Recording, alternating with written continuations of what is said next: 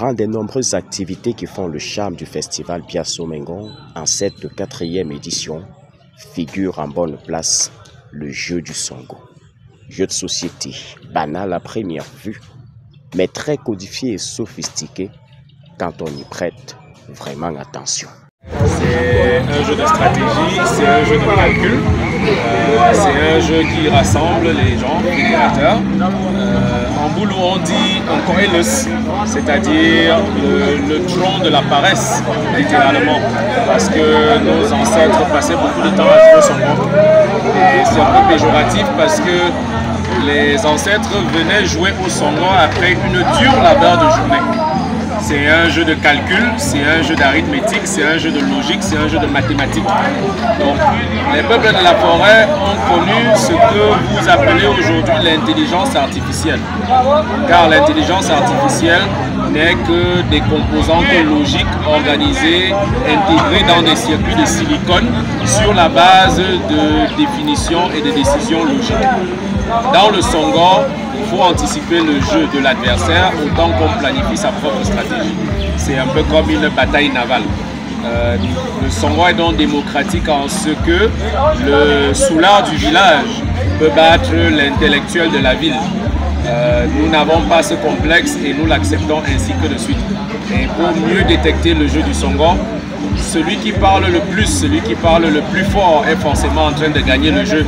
Et celui qui parle le moins, qui est le plus triste, est forcément en train de perdre le jeu jusqu'à ce que les choses basculent et que les attitudes changent.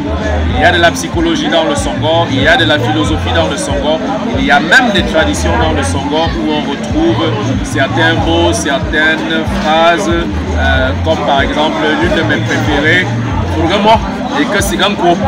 C'est-à-dire, pourquoi tu as peur de mettre la main dans ce jeu-là? Parce que tu sais que de toute façon, je vais te ratisser jusqu'à la 5e génération. Donc, il y a une grosse psychologie, un peu comme dans les échecs, un peu comme dans le football.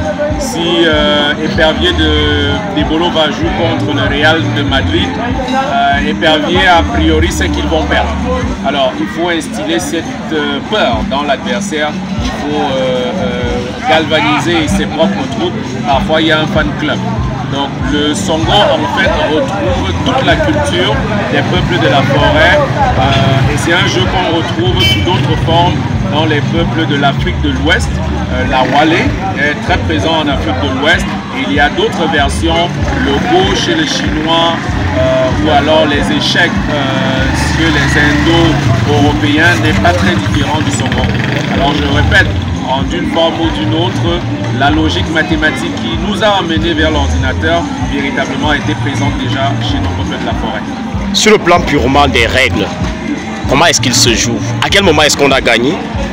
On gagne à 40 points, 35 cases divisées en 7 et plus une case de l'adversaire. Donc quand on a réussi à remplir nos cases et à remplir une case de l'adversaire, on a gagné.